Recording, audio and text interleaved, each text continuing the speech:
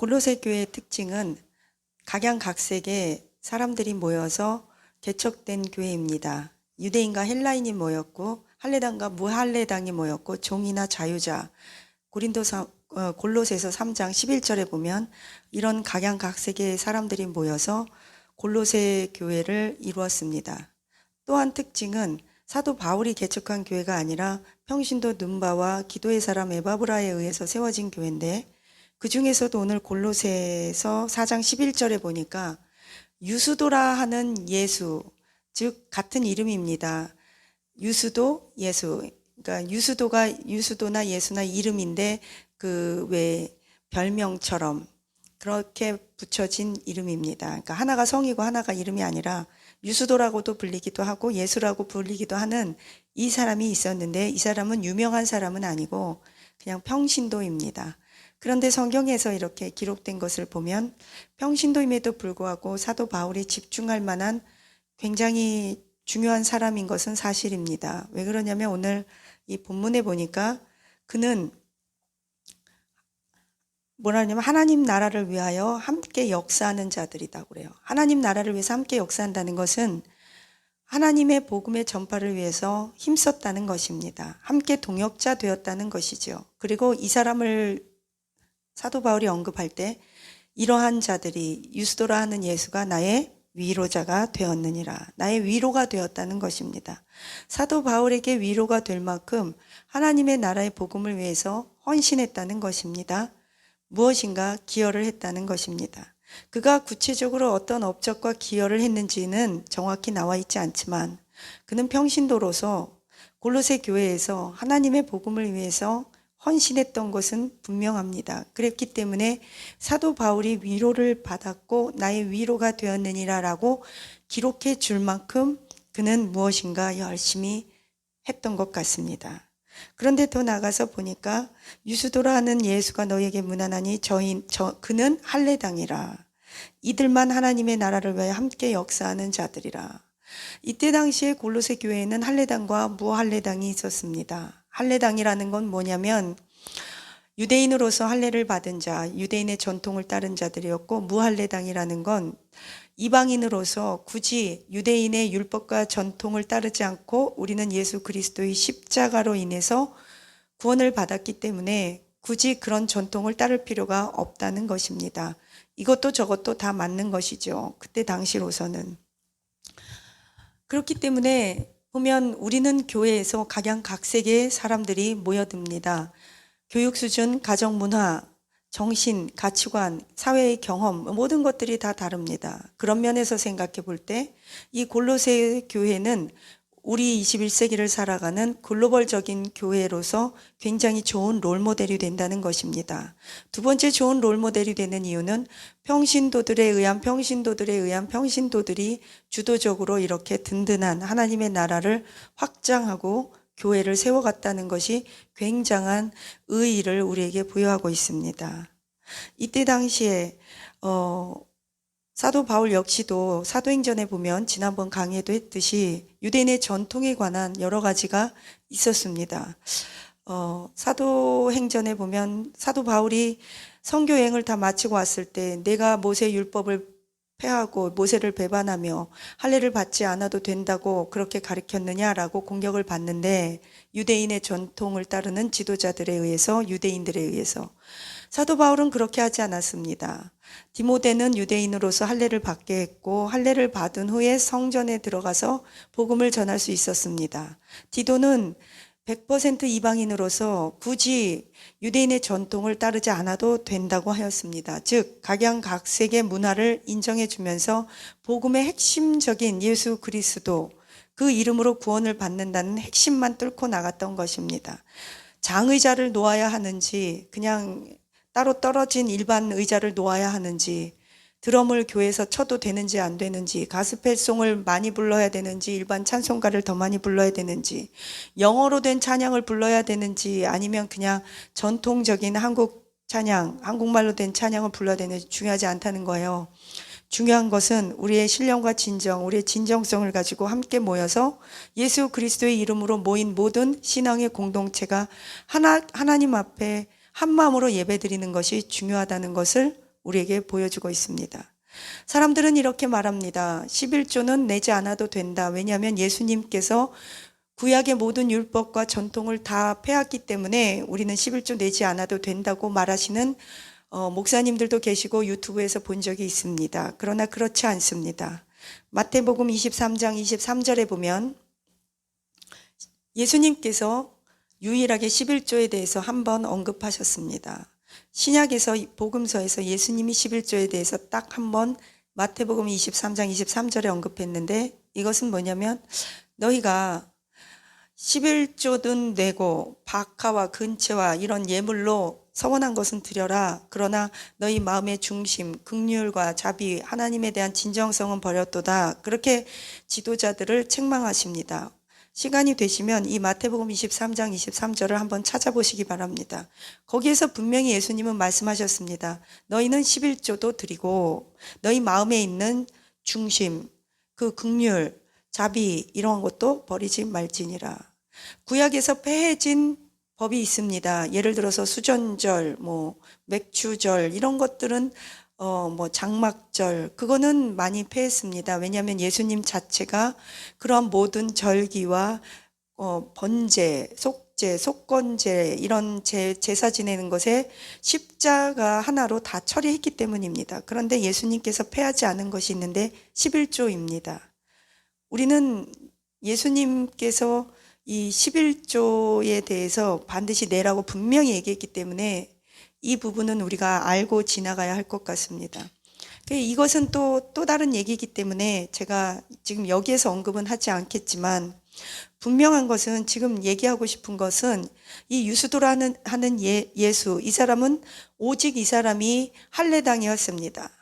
무할례당인 사람들하고 이방인들하고 같이 이렇게 섞여서 하나님의 나라와 복음을 위해서 애썼다는 것은 자기의 생각과 문화를 다 초월하고 버리고 접고 뒤로 할 수 있는 수용력이 있었다는 거고 복음을 위해서 그것은 부수적이고 2차적인 것이라는 것을 유수도라 하는 예수는 알고 있었습니다. 그런 의미에서 그가 굉장히 성숙한 사람이라는 것이죠. 제가 탄자니아에 갔을 때 어르신들을 모시고 원로 목사님을 모시고 단기 선교를 다녀온 적이 있었습니다. 그때 어떤 원로 목사님께서 저에게 거기 계신 선교사님과 거기에 현지인 흑인 목사님께 이렇게 말하는 것을 들었어요.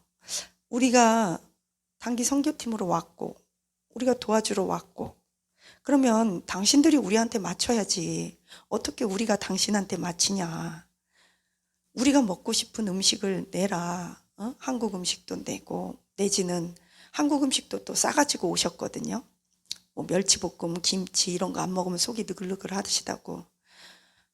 그걸 존중합니다. 저는 각자의 체형과 체질이 다 다르기 때문에 저 역시도 못 먹는 음식이 있습니다. 돼지고기, 소고기 같은 것들 별로 좋아하지 않습니다.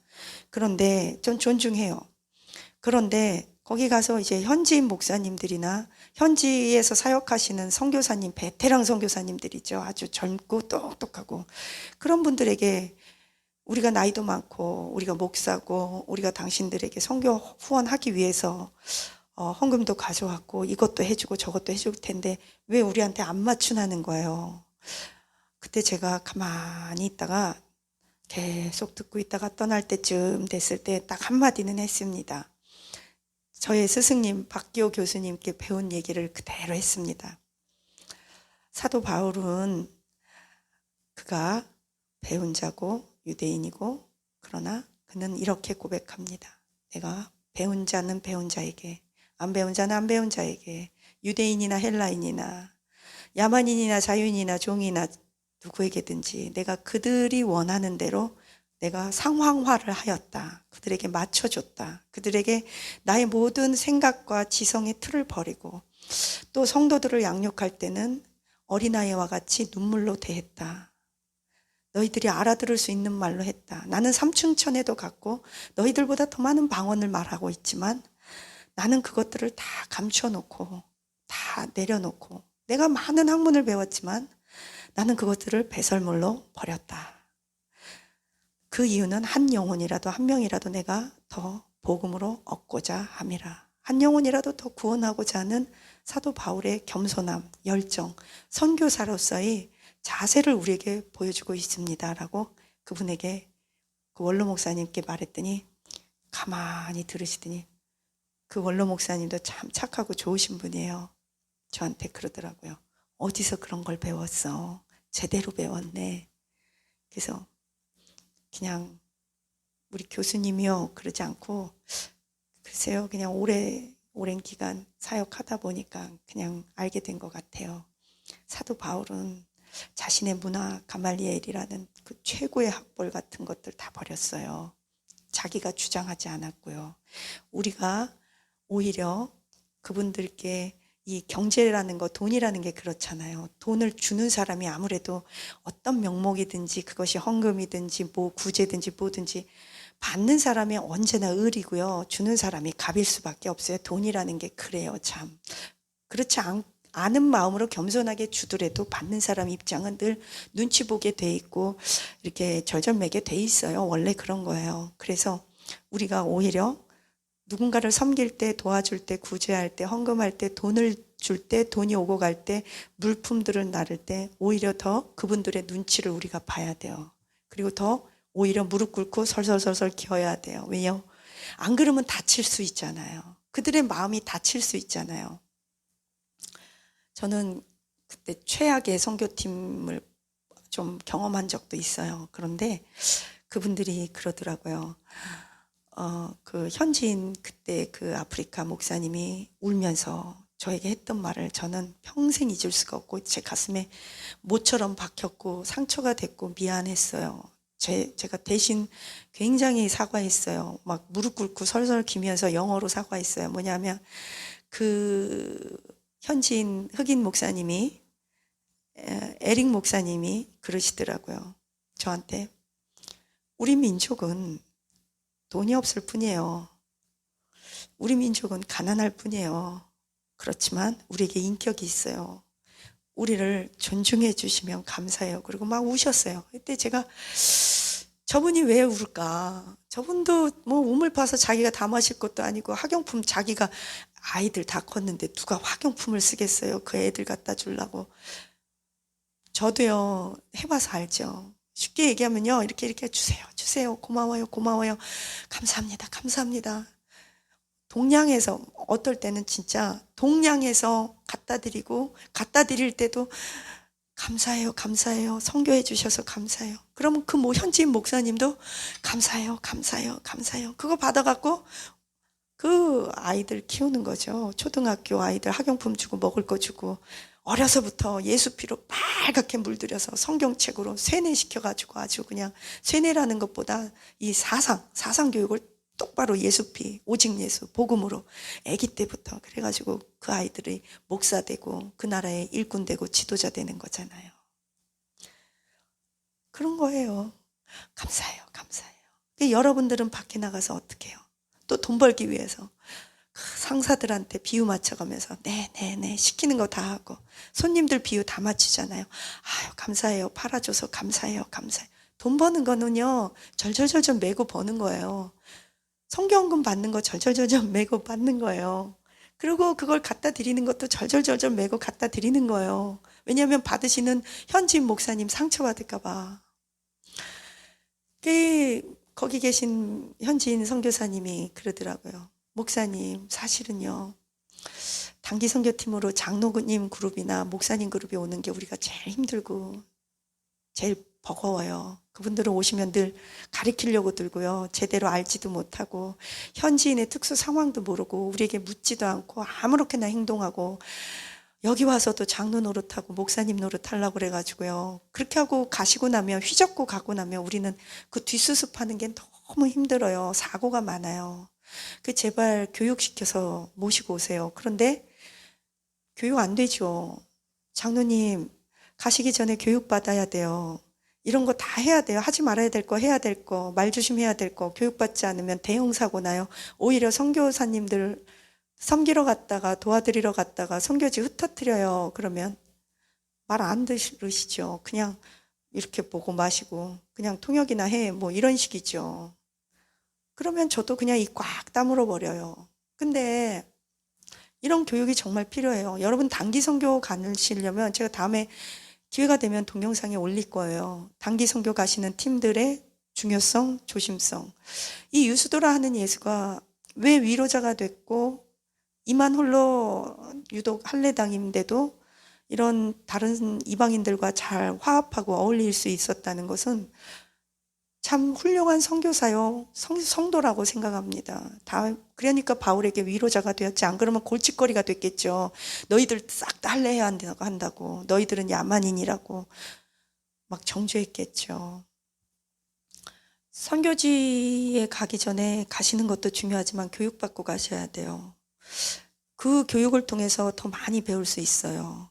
선교를 기획하는 순간부터 가서 돌아와서 선교 보고까지가 선교입니다. 왜 그러냐면 하나하나가 다 교육이고 선교고 과정이고 그것이 교육입니다. 그 일산에 아주 큰 교회가 있었대요. 근데 60명, 제가 알기로는 60명인가 120명인가 둘 중에 하나일 거예요. 60명 아니면 120명이 어느 나라에 선교를 갔다 왔대요. 근데 그 선교지에 갔다 오고 나서 그 60명이 자기들끼리 단기 선교지 현지 가갖고, 그러니까 선교지에 가서 아주 막 싸웠나 봐요. 막 아주 피 터지게 싸웠나 봐요. 애들 말로. 그분 표현이 그래요. 막 피 터지게 싸웠다고. 어떻게 왜 싸웠는지는 잘 모르겠어요. 근데 결과가 중요해요.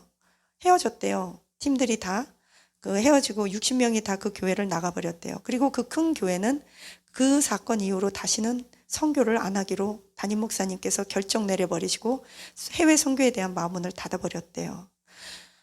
전 그 소리를 듣고 하늘이 빙빙 돌더라고요. 아, 저를 한번 부르시지. 저를 불러서 한 번만 교육을 받아보시지. 그러면 그런 일도 없을 텐데. 단기 선교 가시기 전에 한 달간 교육 받으셔야 돼요. 그 나라 문화, 그 나라 언어, 거기 교회, 그 나라의 선교지의 특성, 하고자 하는 사역, 그 선교사님의 사역, 선교사님마다 그 나라에 다 다르니까. 그리고 해야 될 거, 하지 말아야 될 거. 그 선교사님, 선교지에 딱 떨어지면요. 장로님들, 목사님들 특별히 갑이 아니에요. 을이에요. 허리 낮추셔야 돼요. 그런데요, 영어 한마디도 모르고요. 해외 문화도 잘 모르시면서요. 그냥 현지에 가갖고 막 돈 주고요. 달러 막 꺼내서 그 가난한 사람들 앞에서 막 달러 보이면서 1불씩 막 나눠주고요.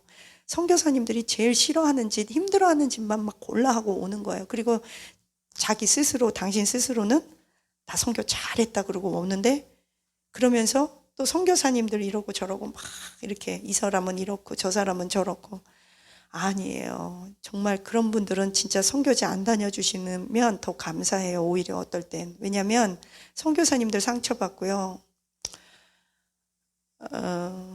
그 뒷수습이 굉장히 힘들어요. 뭐 제가 한도 끝도 없죠. 어쨌든 이 유수도라는 예수. 여러분 우리의 교회와 우리의 선교지는 문화가 다르고 사상이 다르고 신앙의 성숙도와 성경 말씀에 대한 지식이 다 다릅니다. 살아온 과정, 가정, 환경 다 달라요. 그렇기 때문에 조심해야 되고 겸손해야 되고 이 조심한다는 건 경계한다는 게 아니에요. 겸손해야 돼요. 상대방을 존중해주고 신방 가면요. 신방 갈 때도 저는 목회자로서 제일 힘든 게 있어요. 목사님 밥 사줄게요. 오래요. 근데 같이 밥 먹고 싶은 성도가 있고 안 먹고 싶은 성도가 솔직히 있어요. 목사님 밥 사줄게요. 그래 놓고 자기가 좋아하는 음식만 막 먹으러 다녀요. 목사님 뭐 좋아하세요? 묻지 않아요. 목사님 개고기 좋아하시죠? 목사님 그 빵, 뭐 칼국수, 밀가루, 수제비 좋아하시죠? 저 그런 거 먹으면 아프거든요. 목사님 돼지고기 이거 막 기름 삼겹살 먹으러 가시죠? 아프거든요. 그게 다 자기 중심적인 거예요, 사람이. 근데 저는 이제 사도 바울의 그런 걸 배웠잖아요. 그럼 네. 먹죠. 그리고 먹는 척 하죠. 그리고 그냥 안 먹죠. 그냥 조금 이렇게 다른 거 먹고 얼른 나와서 해독하죠. 왜냐면 아프니까. 그 사람마다 몸에 그 성향 연약함이 있거든요. 그러니까 밥 먹자고 그래도 상대방이 뭘 먹는지 안 먹는지, 내가 뭘 먹는지 안 먹는지 절충하고, 남에 대한 배려가 없으면요, 열심히 하는 그것이 남을 괴롭게 하거든요. 또 어떤 성도님들은 밥 먹자 그래 놓고 같이 밥 먹으려고 그러면 그때부터 막 상담 시간에나 할 얘기, 울고불고 하소연하고, 우리 엄마가 나 때렸고 우리 아버지가 그릇을 깼고 나 욕했고 막 엉엉 울면서 밥 먹으려고 그러는데 아주 죽을 것 같죠. 이제 그러니까 우리가 서로가 서로를 괴롭히는 거예요. 아버지는 엄마를, 엄마는 아버지를. 가정에서도 괴롭히죠. 아버지는 열심히 설거지를 해놓잖아요. 근데 물을 다 사방팔방에 다 튀어놓고 음식물 찌꺼기도 제대로 안 해놓고, 그리고 설거지 열심히 했다고 그러는데 엄마가 나가서 보면 설거지를 다시 해야 되는 상황이요. 헹구지도 제대로 안 해놓고. 그러면은 여자는 해주나 마나니까 또 소리 지르게 되잖아요. 그럼 남자는 내가 이렇게 도와주는데도 왜 이렇게 불평불만만 많냐고. 그러니까 우리가 성숙하지 않으면 남의 배려를 참 못해요. 근데 이 유스도라 하는 예수는 자기의 틀, 사도 바울로부터 잘 배운 것 같아요. 자기의 문화, 자기의 틀, 자기가 갖고 있는 신앙 가치관, 이런 것들을 다 조정해 나가면서 야만인들과 이방인들과 노예들과, 그때 당시에 노예와 자유인이 함께 섞인다는 게 이게 불가능하잖아요. 근데 섞였어요. 저는 이 유수도와 같은 예수, 이런 사람이야말로 교회를 세우고 선교지에도 꼭 필요하고, 이런 사람이 선교지를 가야 선교사님의 위로자가 될 수 있습니다. 저와 여러분이 조금만 더 겸손하면 좋겠어요. 남들을 존중하고 겸손하고, 하나하나 어린아이처럼 나보다 더 전문이 있잖아요.